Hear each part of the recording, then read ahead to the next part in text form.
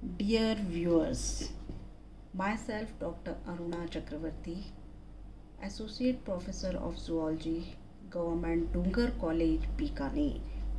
Students, आज हम हिरुटिनेरिया granulosa के डाइजेस्टिव सिस्टम के बारे में बात करेंगे. जैसा कि आप सभी जानते हैं, लीच की एलिमेंट्री कैनाल माउथ से एनस तक फैली हुई पाई जाती है, जो कि एक स्ट्रेट नली के रूप में होती है. एलिमेंट्री कैनाल बेसिकली 3 पार्ट से मिलकर बनी होती है: स्टोमोडियम, प्रोक्टोडियम एंड मीसेंट्रॉन. स्टोमोडियम जो कि बकल कैविटी और फेरिंग्स की बनी हुई होती है, प्रोक्टोडियम जो कि रेक्टम से मिलकर बनी हुई होती है. इसके अंदर एपिडर्मल एपिथेलियल मेम्ब्रेन जो होती है वो क्यूटिकल से लेयर्ड होती है.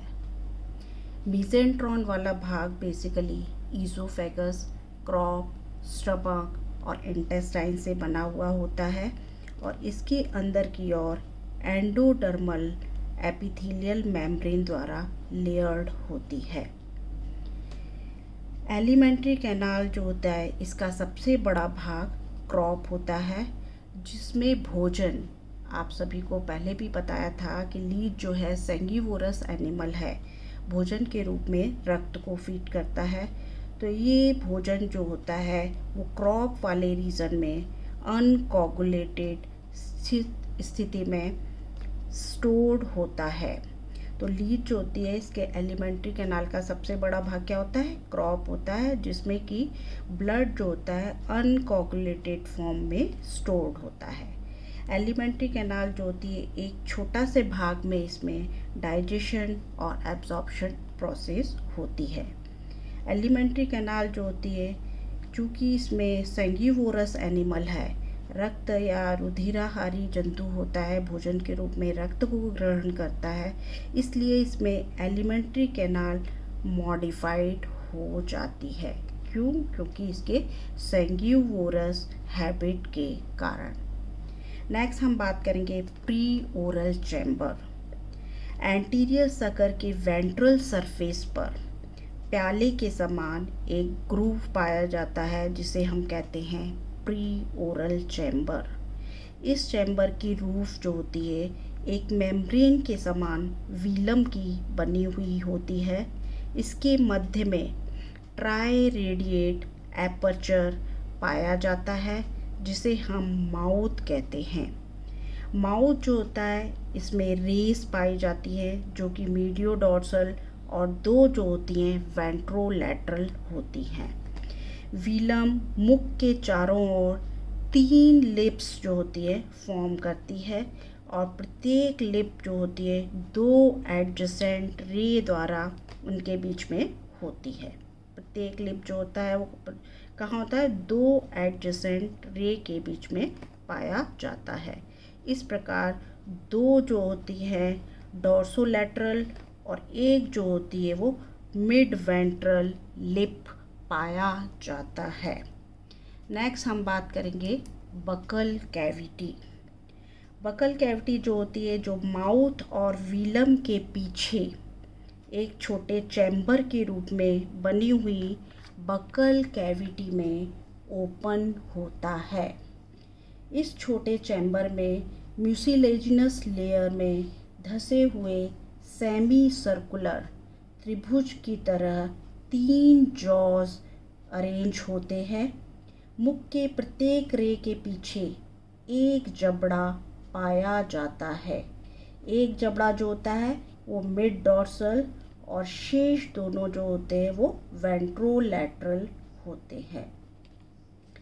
प्रत्येक जबड़ा जो होता है, इसके लैटरल रूप में संकुचित मस्कुलर पैड की भांति एक रचना होती है, जिसके ऊपर एक महीन क्यूटिकल जो होती है कवर्ड होती है. स्वतंत्र किनारे जो होते हैं वो मोटे होकर रिजेस बनाते हैं और जिस पर छोटे छोटे टीथ या डेंटिकल की सिंगल रो, एक पंक्ति पाई जाती है. और इस प्रकार के जॉज जो होते हैं, इसे हम कहते हैं मोनोस्टिकोडोंट, या इसे हम कहते हैं एक दंतावरी हनु।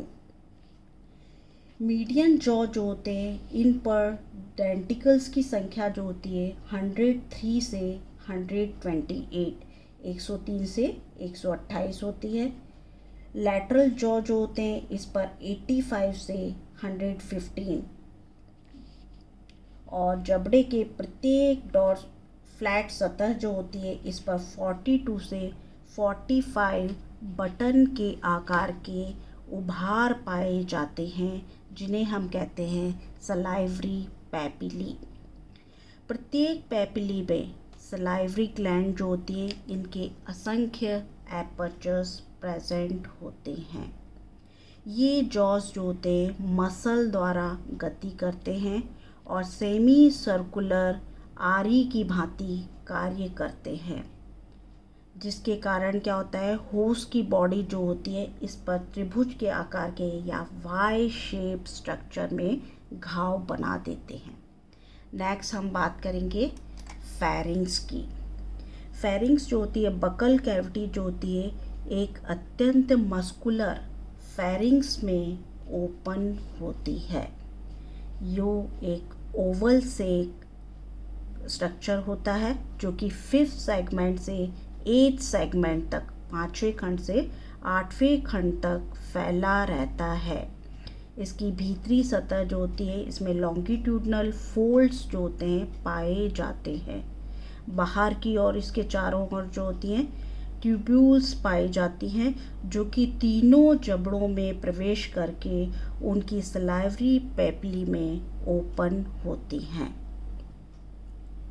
इन ग्लैंड्स के सीक्रेशन में हिरुडीन, जो कि एंटीकोगुलेंट सब्सटेंस होता है, जो कि रक्त को जमने से रोकता है। हिरुडीन क्या है? एंटीकोगुलेंट सब्सटेंस है, प्रतिस्कंदक पदार्थ होता है, जो कि रक्त को जमने से रोकता है।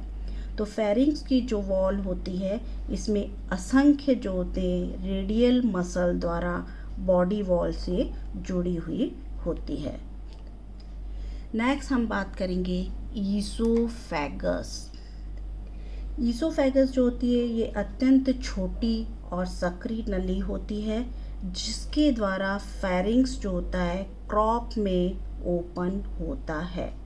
इसकी जो अवकाशिका होती है अति सक्रिय होती है, और इसके अंदर जो होते हैं फोल्डेड एपिथेलियल मेम्ब्रेन की लेयर पाई जाती है। नेक्स्ट हम बात करेंगे क्रॉप। एलिमेंट्री कैनाल का सबसे बड़ा भाग जो होता है, जो क्रॉप कहलाता है। इसकी थिन वॉल जो होती है, एक नली होती है, जो कि संपूर्ण विस्ट्रल स्पेस के लगभग 2/3 भाग 9 सेगमेंट से 18 सेगमेंट तक, 9वें खंड से 18वें खंड तक फैली हुई होती है। प्रत्येक जो है संकीर्णन, या जिसे हम कहते हैं कंस्ट्रिक्शंस द्वारा 10 या कभी कभी 11 चैम्बर जो होते हैं, इसमें विभक्त होती है। प्रत्येक चैम्बर जो होते हैं वो श्रृंखलाबद्ध होते हैं, और इनमें स्फिंक्टर्स युक्त सर्कुलर एपर्चर द्वारा एक दूसरे में ओपन होते हैं। प्रत्येक सेक में एक छोटा एंटीरियर भाग और एक चौड़ा पिछला भाग होता है।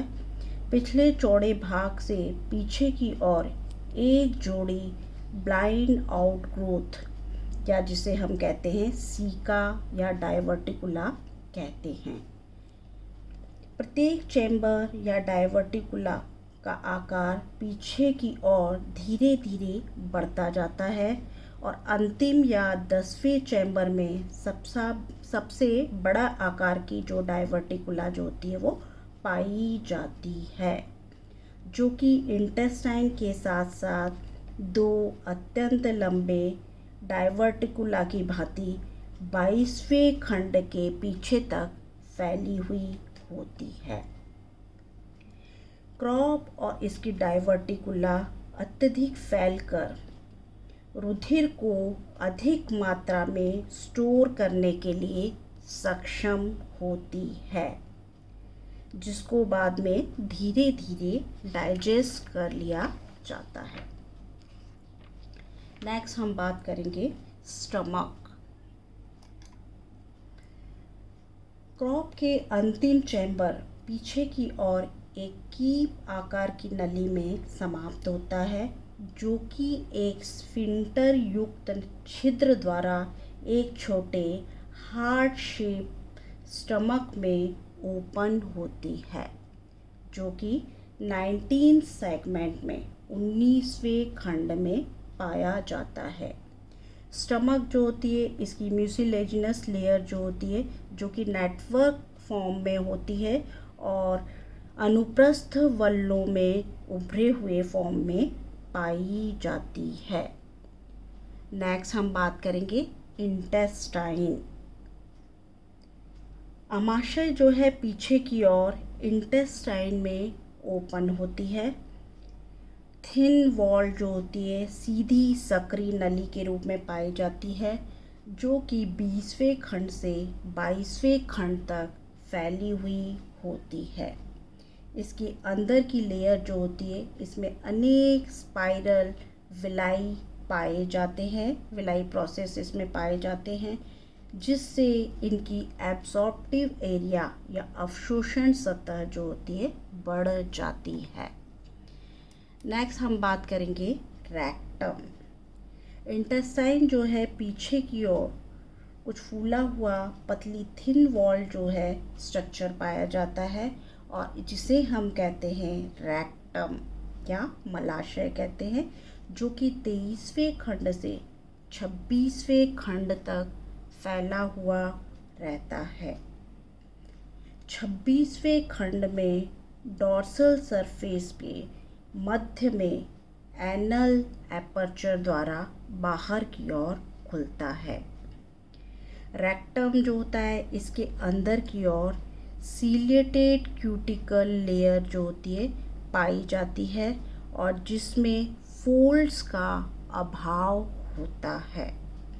नेक्स्ट हम बात करेंगे लीच की एलिमेंट्री कैनाल की हिस्टोलॉजिकल स्ट्रक्चर। एलिमेंट्री कैनाल जो होती है वो कॉल्यूमनर एपिथेलियल मेम्ब्रेन सेल से मिलकर बनी हुई होती है, जो कि सिंगल लेयर्ड होती है, जो कि एक बेसमेंट मेम्ब्रेन द्वारा कनेक्टिव टिश्यू की आउटर लेयर से सेपरेट होती है। एंटीरियर और पोस्टीरियर एलिमेंट्री कैनाल में यह कॉल्यूमनर एपिथेलियल क्यूटिकल द्वारा लेयर्ड होती है। प्रोक्टोडियम की जो कॉल्यूमनर एपिथेलियल सेल्स जो होती है वो सीलिएटेड होती है। क्रॉप की जो एपिथेलियल मेम्ब्रेन जो होती है, इसके इधर से उधर तक गोबलेट सेल्स जो होती हैं पाई जाती हैं। इसके नीचे कनेक्टिव टिश्यू होता है, और जिसके स्तर में हीमोसिलोमिक कैपिलरीज और सर्कुलर मसल फाइबर पाए जाते हैं। हीमोसिलोमिक कैपिलरीज की संख्या स्टमक और इंटेस्टाइन में विशेष रूप से अधिक होती है। प्री ओरल चैम्बर में सर्कुलर और लॉन्गिट्यूडनल दोनों प्रकार के मसल फाइबर होते हैं। फेरिंक्स रीजन जो होता है, इसमें सर्कुलर, लॉन्गिट्यूडनल और रेडियल तीनों प्रकार के फाइबर्स जो होते हैं वो पाए जाते हैं। नेक्स्ट हम बात करेंगे फूड, फीडिंग एंड डाइजेशन। जैसा कि आप सभी जानते हैं, हिरोडिनेरिया हैबिट में सेंगिवोरस होता है, या जिसे हम कहते हैं रुधिराहारी प्राणी होता है। भोजन के रूप में ब्लड को सक करता है, जो कि वर्टिब्रेट एनिमल्स जो होते हैं लाइक मैन, कैटल, है ना, इनके ब्लड को भोजन के रूप में सक करता है। अब हम बात करेंगे फीडिंग एंड इंजेशन, अशन और अंतर्ग्रहण। लीच जो होता है अपने पोस्टीरियर सकर द्वारा पश्च चूषक जो होते हैं इनके द्वारा होस्ट की बॉडी या शिकार जो होता है उससे चिपक जाती है, फिर उसका जो एंटीरियर सकर होता है उसकी सहायता से उसमें क्या पाया जाता है, 3 जबड़े जो होते हैं वो माउथ से बाहर निकलकर आरियों की भांति जो होते हैं मूव करते हैं, मूवमेंट करते हैं, जिससे होस्ट की बॉडी जो होती है इसमें क्या होती है, बिना दर्द हुए विशेष प्रकार की ट्राई रेडिएट या वाई अक्षर के आकार का एक घाव या चीरा बन जाता है। त्वचा से जो होता है ब्लड कैपिलरी से ब्लड निकलने लगता है, जिसे pre oral chamber, buccal cavity और मस्कुलर जो फेरिंग्स होती है इसकी सहायता से सक कर लिया जाता है। फेरेंजियल वॉल जो होती है इसकी रेडियल मसल्स, इसमें कॉन्ट्रैक्शन होता है, संकुचन होता है, जिससे फेरिंग्स की जो कैविटी होती है इसमें फैलने के परिणाम स्वरूप क्या होता है, ब्लड जो होता है वो सक कर लिया जाता है। हिरुडिन जो कि एंटीकोगुलेंट सब्सटेंस होता है, ये एंटीकोगुलेंट सब्सटेंस जो कि रुधिर को थक्का जमने से रोकता है। तो ये हिरुडिन जो होता है घाव पर छोड़े गए जो सलाइवरी जूस होता है इसमें पाया जाता है, जिसकी वजह से लीच को अपने होस्ट से अलग होने पर भी कुछ समय तक जो है वो ब्लड क्या होता है, बहता रहता है। लीच की एक विशेषता होती है, ये एक बार में इतना ज़्यादा भोजन ग्रहण कर लेता है या रक्त को चूस लेता है, अपनी बॉडी के वेट से कई गुना अधिक रुधिर जो होता है सक करता है, और इतना ज़्यादा रक्त सक कर लेता है कि कई महीनों या फिर कभी कभी 1 वर्ष भी उसको भोजन की आवश्यकता नहीं होती है। पूरा आहार लेने के पश्चात जो होता है ये अपने होस्ट की बॉडी या जो कि शिकार होता है उससे अलग हो जाता है और अंधेरे या किसी छिपे हुए सुरक्षित स्थान पर पहुंचकर वहां पर आराम करता है और वहां पर पाचन क्रिया करता है। नेक्स्ट हम बात करेंगे हीमोलाइसिस एंड डाइजेशन, रुधिर लयन एवं पाचन क्रिया। लीच जो होता है इसमें जो सक किया हुआ ब्लड जो कि रक्त को भोजन के रूप में लेता है, ये अंतर्ग्रहित रुधिर जो होता है वो क्रॉप वाले भाग में उसकी जो डाइवर्टिकुला होती है उसमें अनकोगुलेटेड स्टेज में स्टोर किया जाता है। क्रॉप और डाइवर्टिकुला जो होती है एक बड़े वेसिकल की भांति कार्य करती है।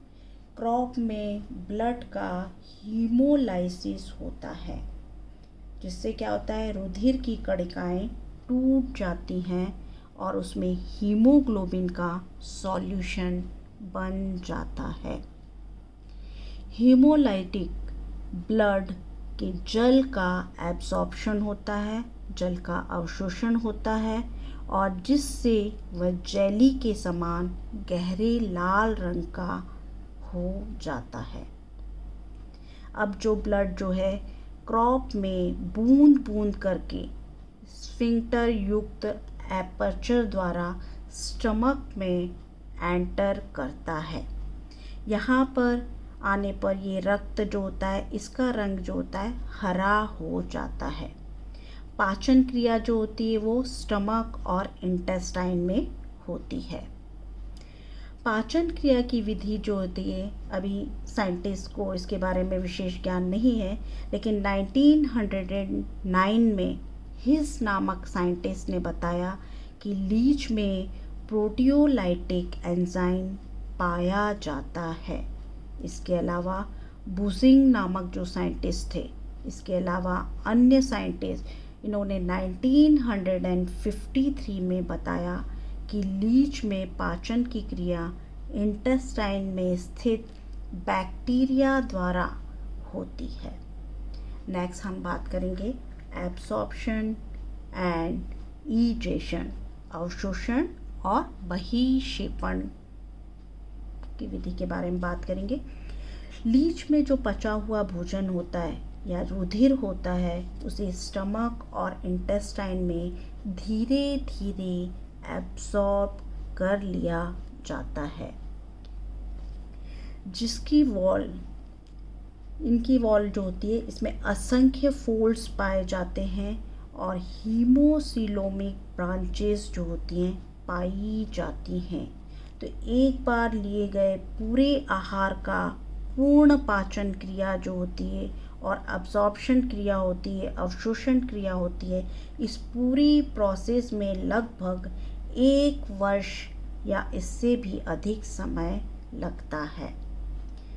नेक्स्ट होता है बहिक्षेपण, या जिसे हम इजेशन क्रिया कहते हैं। तो अनडाइजेस्टेड फूड पार्टिकल, बिना पचा हुआ जो भोजन होता है वो रेक्टम में एकत्र होता है और यहाँ से एनस द्वारा बॉडी से बाहर निकाल दिया जाता है।